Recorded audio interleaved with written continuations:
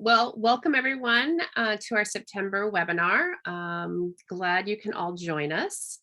I think go to the next screen and just again, we always present this slide at the beginning of the webinar just for anyone who is new to meet our partner team.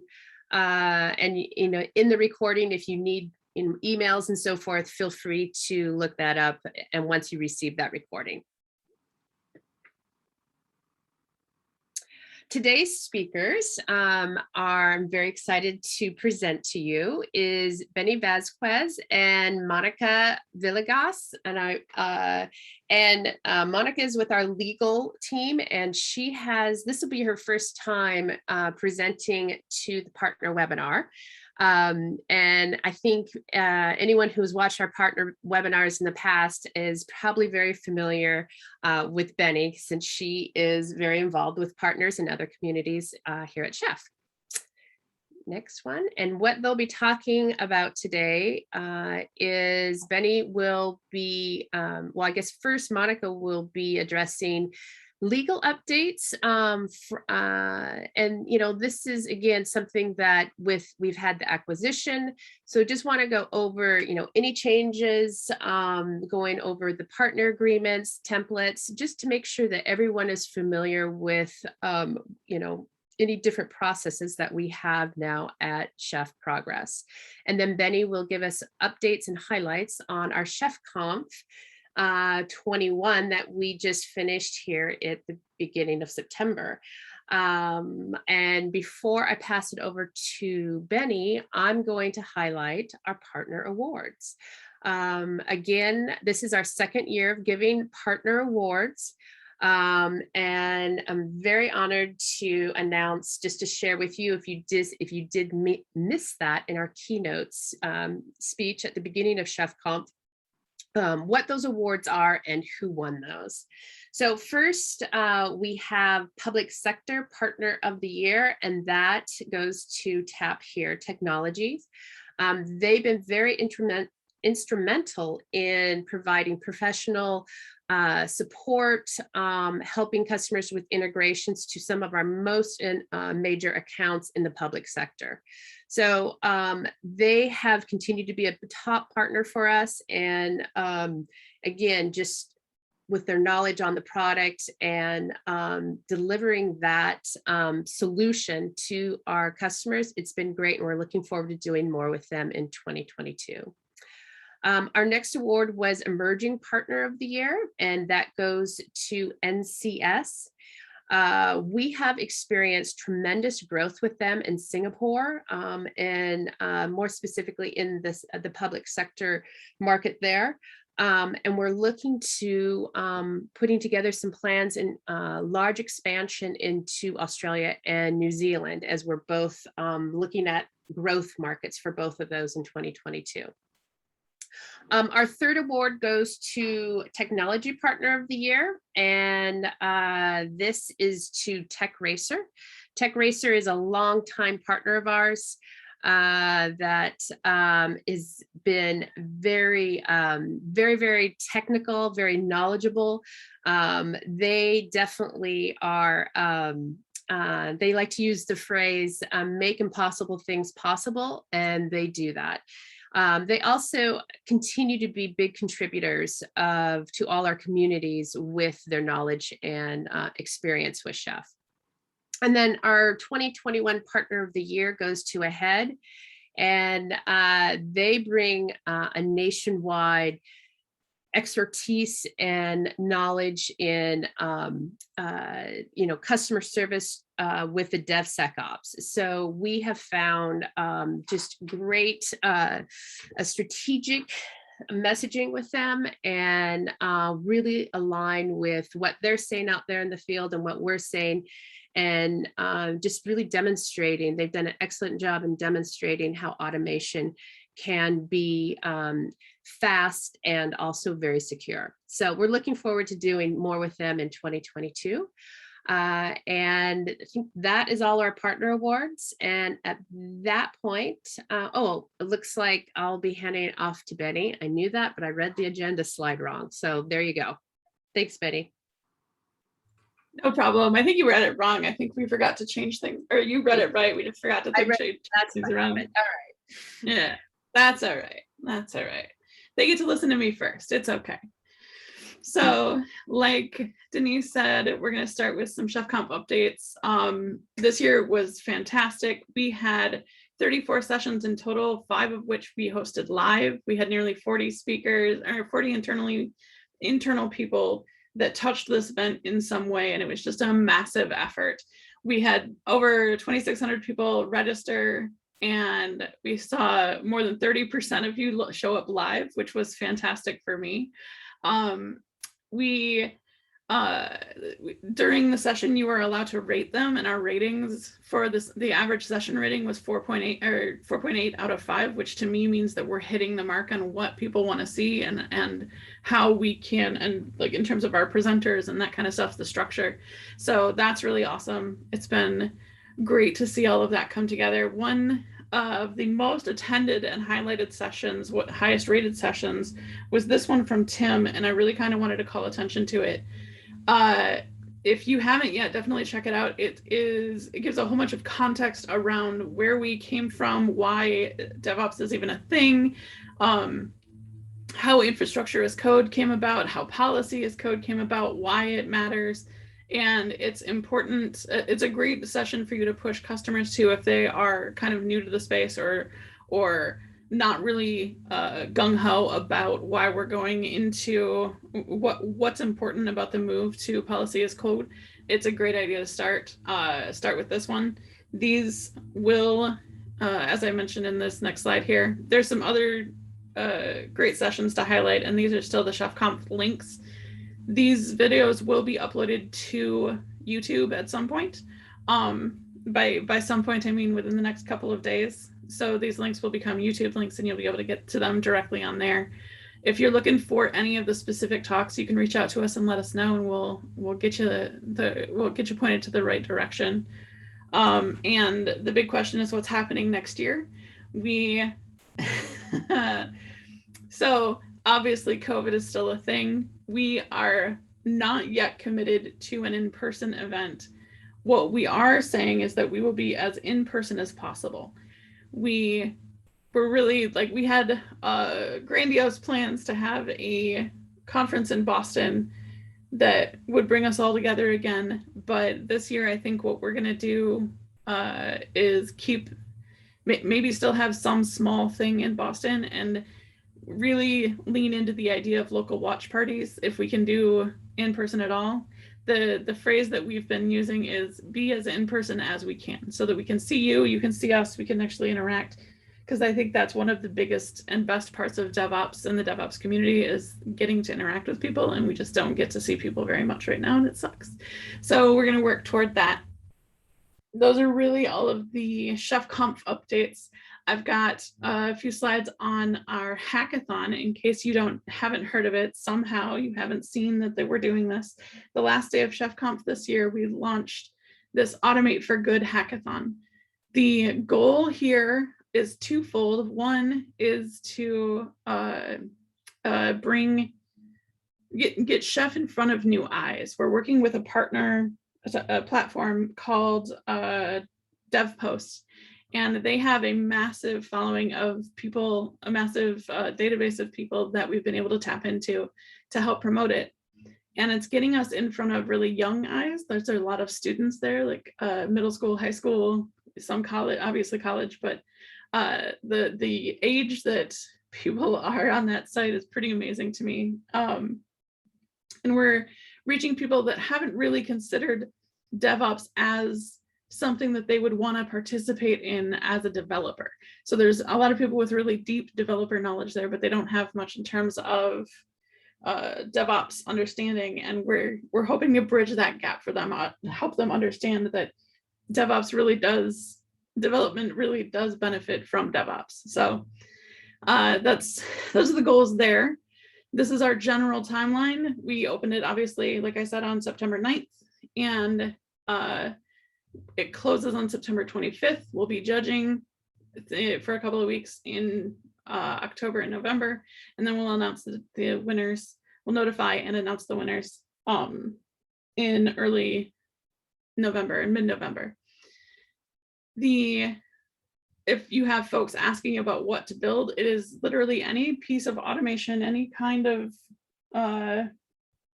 automation using DevOps practices and at least one piece of our software suite.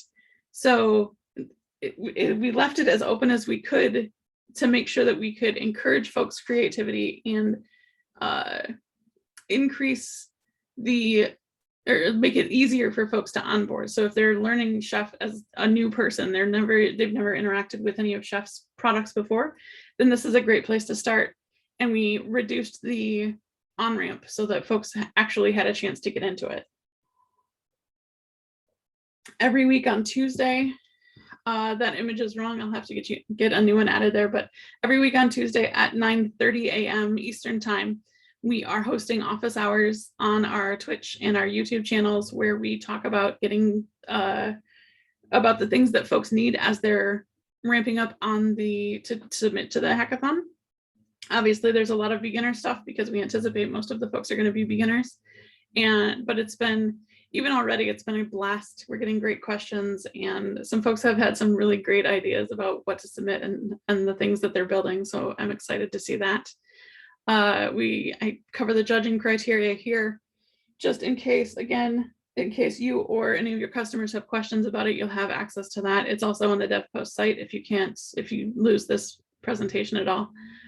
And this is what to submit. There's a fairly sizable lift in terms of what you have to submit, but I think it's going to be worth it as the differences in what people are submitting, the different ideas, the different approaches, all of it, honestly, is going to be really helpful for us to have all of this context as they put their stuff in. So yeah, I ran through my slides, but I'll hand it off to Monica. If you've got questions, you can drop them in the chat, or you know how to get a hold of us as we get started. Go ahead, Monica. Thank you, Benny. Let me share my screen with the slides. I hope everybody can see the slides now. Perfect. So my name is Monica Villegas, and I'm a Senior Corporate Counsel at Progress. I primarily manage Chef contracts with customers and partners, negotiate, review them, and just answer questions as they come in. The agenda I have prepared is here. Changes post-acquisitions. I have to add here is what changed and what didn't change after the acquisition. The second item is partner agreements. So I'm gonna go through an overall view of our partner agreements. The third item is open source. What is open source? What is not open source? The fourth item is the role of partners, what we expect from partners, and useful links about Progress and our products. So changes post-acquisition, what is new? The first thing is templates.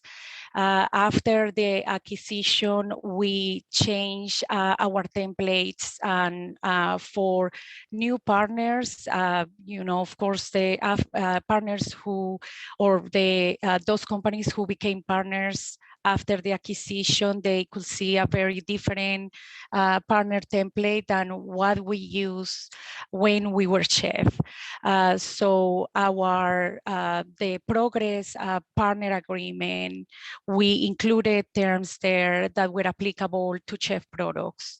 So the templates look completely different than Chef templates.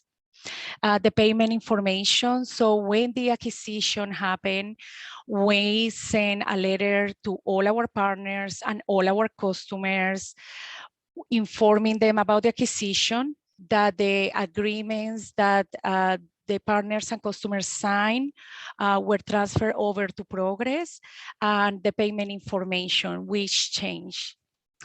And the third item I have here is Chef software. This is a question that we receive quite often, and is what happened with Chef software as a legal entity. So Chef software no longer exists as a legal entity. So payment information or payments should need to be directed to Progress Software Corporation. And the same goes with agreements. The agreements we now sign reflect the new legal entity, which is Progress Software Corporation. What has continued to be the same? Partner agreements that Chef signed pre-acquisition continue to exist. They were just transferred over to the new entity, Progress Software, but no changes to that agreement. The order forms that we are now signing with partners reflect Progress Software Corporation as successor in interest to Chef Software Inc. But other than that, we didn't make any changes, any amendments to the partner programs we signed pre-acquisition. Our products continue to be the same, but improve. I'm sure you have heard, especially during ChefConf, about our great products, how they have improved, but they continue to be the same, just improve. How we operate continue to be the same in the sense that we continue signing order forms with partners. We continue having a great relationship with partners and end users, and the same goes with customers. The legal team who were at Chef joined Progress Software, and we have continued to use the same templates for order forms. So the other one is order forms. So we again continue signing order forms with partners, and for those partners who sign a partner agreement pre-acquisition, those partners continue to see the same order form template. What is the general rule regarding negotiation of partner agreements? When we provide our document to a partner, we don't expect to negotiate the partner agreement because it's a standard document. It reflects our model, it reflects our terms. So the general rule is we don't negotiate partner agreements. Of course, if you have any concerns about the partner agreement, please reach out to us or to the account manager or to the person you have the relationship with in Progress, and we can answer any questions you may have. So the legal team is here to support our internal business partners, but also our customers and partners. So the next item on the agenda is partner agreements. Again, as I mentioned at the beginning of the presentation, our partner agreements templates change to reflect Progress Software and to reflect the agreements that Progress Software has with the rest of the partners. So how those agreements are structured? We have general terms and conditions which contains terms such as indemnification, limitation of liability, the license grant, and just general legal terms. But besides the general T's and C's, we have the schedules, and schedules will reflect the specific relationship with a partner. So here in this slide, I'm gonna talk about the most used schedules. So the master reseller is to allow the partner to resell through a single channel. So we call the master reseller just that a company who resells through a single channel. The distributor allows the partner to resell through a multi-tier channel. The reseller allows only for resale direct to the end user. This is our most used schedule, meaning usually the relationship we have with partners allows them to resell to end users directly. We have the referral partner for partners who want to refer potential license or professional services opportunities to Progress and have the potential to earn a referral fee on such opportunities. And we have the education partner for partners who want to train and become certified on Progress technologies in order to deliver training classes on Progress technology to its customers. It doesn't mean that one partner needs to have only one schedule. Let's say a partner wants to be a reseller, but also wants to be an education partner. So that partner will have to sign the general terms and conditions, the reseller schedule, and the education partner.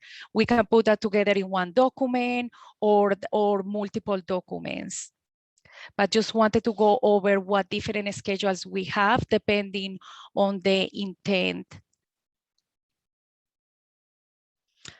Open source, I just wanted to talk a little bit about open source because there has been many changes. So before and after the business model change. So before the business model change, it was difficult to figure out what was open source and what was not open source in our products.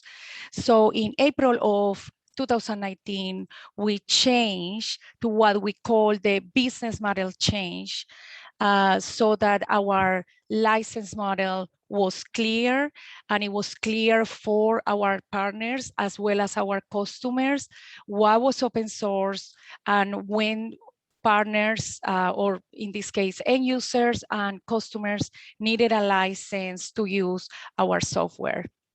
So I'm going to talk about first our license model. Our license model is not a perpetual license, it's a subscription-based license, which means a customer license our software for a specific license term. And once that license term ends, the customer or for partners, the end user need to uninstall the software and do other steps that we have documented in a letter. I'm going to talk about that later.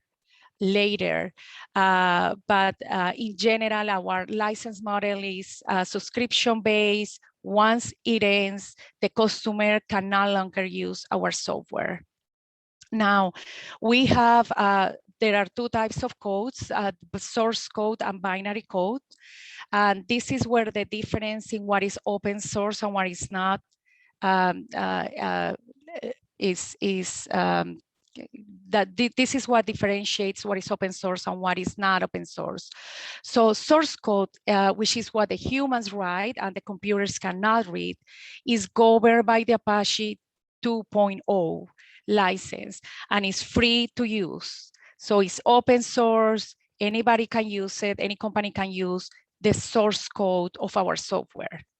The binary code, which is the code the computers can read, the output of putting the source code through a compiler, is governed by our EULA located at the link I have in this slide.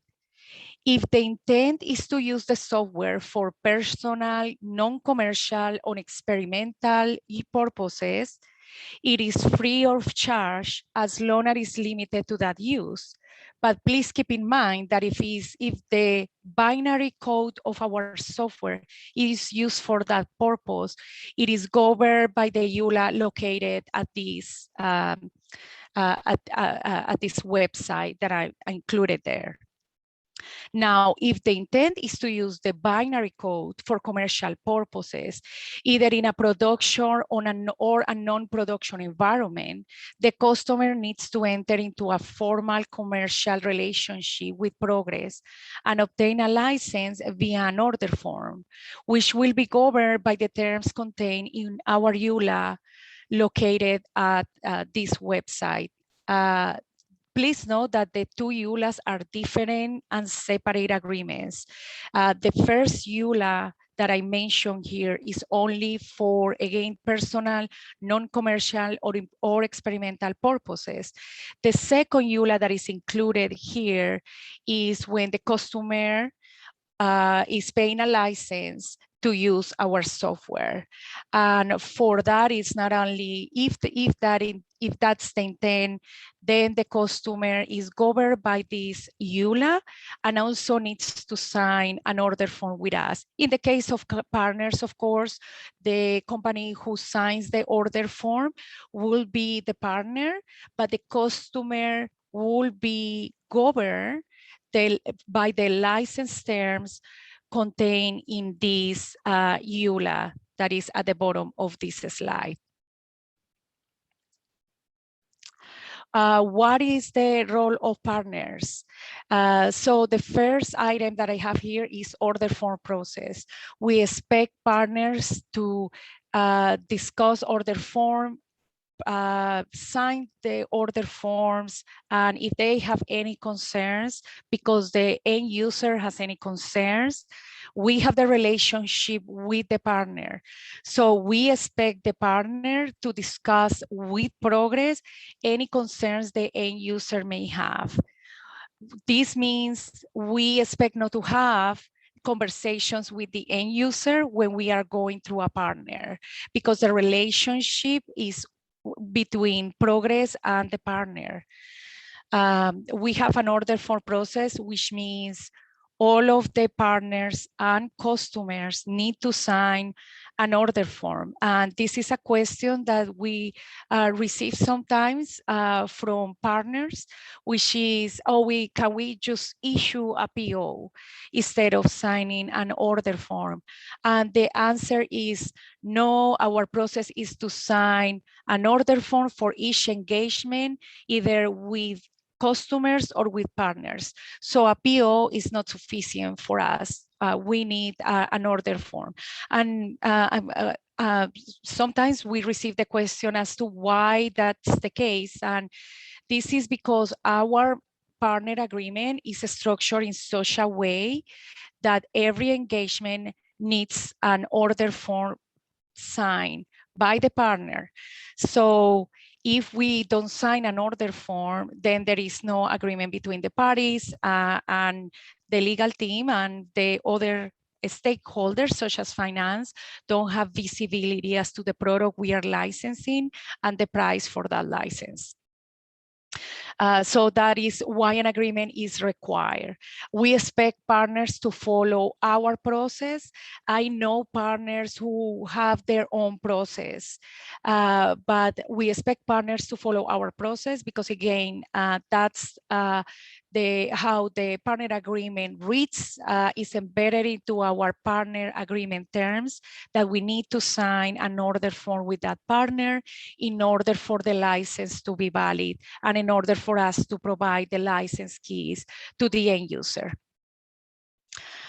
So how to handle expiration? We also expect partners to monitor the agreements they sign with Progress. So in such a way that when the license is about to expire for an end user, that partner reaches out to the end user and asks, are you going to renew? Or we are going to start the paperwork for you to renew. This is applicable to license, but also to professional services. In some cases, we sign an agreement with the partner, we sign an order form with the partner to provide professional services to the end user.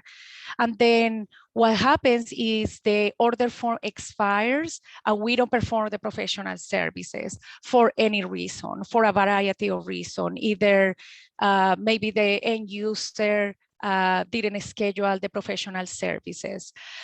So in those cases, we expect partners to reach out to the end user and ask, did Progress provide the professional services? If not, then we are going to extend the term of the professional services. And by extending the term, then we we have a valid contract and we can perform the services, the professional services within that period of time. So it's very important that partners monitor and track when the agreements they are signing with end users are about to expire. And not they are about to expire the next day, but more, well in advance, so that the partner reaches out to the end user and also communicates with progress, and we can prepare the paperwork and get the agreement signed. And the same goes, this is when there is a renewal, but the same goes with new customers. We expect partners to handle the discussions with the end user, tell them about our products, our process in terms of the legal piece of signing, of the partner signing an order form, and what is needed in order to create a new relationship with a new end user. What happened when end users request to negotiate a master EULA? I'm sure you all have been in the situation when all of a sudden end users ask to negotiate a master EULA with Progress. It is important to push back on these cases because, again, we have a relationship with the partner.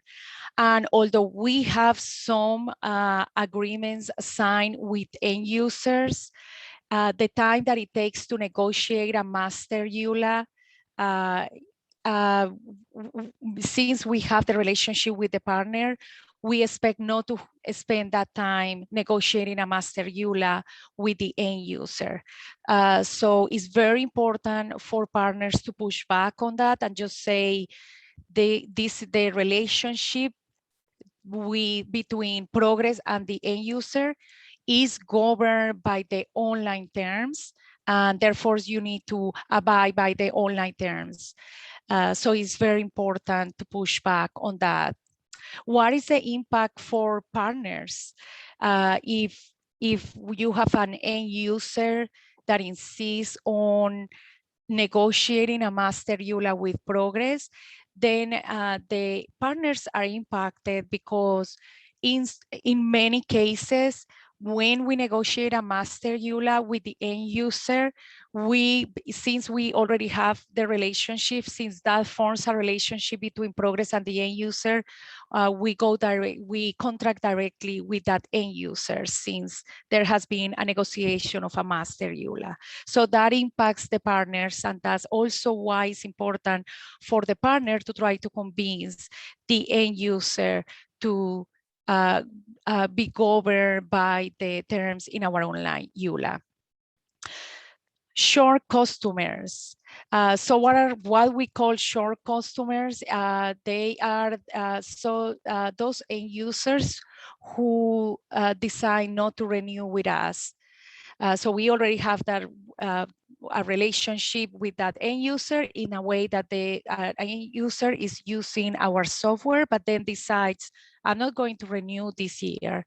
How to handle the communications with those end users? I touched a little bit about that when I talk about how to handle expiration. We expect partners to reach out to end users very early before expiration of the license. And if you hear from the end user, no, I'm not going to renew this year, to ask why and to have that conversation as to why it's important for them to renew, what is the benefit for them to renew, and to communicate to Progress why an end user is not renewing. Now we have something that we call the letter for churn customers. I added optional because this is not something that we obligate the partners to use, but it's a letter we have prepared for customers, and that partners can leverage that letter to provide to end user, in which we explain the steps the end user needs to follow when after the expiration or the date of the expiration of the license. And those steps are uninstall the software from your servers. And what are the consequences of expiration? I believe that that letter for your customers has been made available to you on the partner portal. So again, this is optional. You don't have to use it, but it's a good guideline as to how to communicate with end users who decide not to renew, and what steps that end user needs to follow when the expiration happens. And the last item I have on my agenda is useful links. I included here some useful links that we use for customers that I believe are very useful also for partners who receive questions from end users. And as you may know, we receive a variety of questions about security and ethics and other matters regarding our company. So these are some useful links for in case you receive questions from end users. The first one is flow down terms. So if the end user asks, what are the terms that will cover the license if I sign an agreement, or if I'm provided the license keys to use Chef software. So here is the link to our flow down terms, meaning you flow down those terms to the end user, and those are the terms that cover the license for that end user. Chef products, I also added it here. I'm sure you are very familiar with this website, but I added it here. Anyway, the Chef Partner Portal. And for additional information related to the Progress Accelerate Partner Program, including educational, marketing, and other resources, we have another partner portal, which I added here. This partner portal is used for other products, but you may find additional information here that may be useful when interacting with end users. Progress Code of Conduct and Business Ethics is located here. Some customers ask, can we, Progress, agree to customers' code of conduct? And the answer is no, we have our own code of conduct.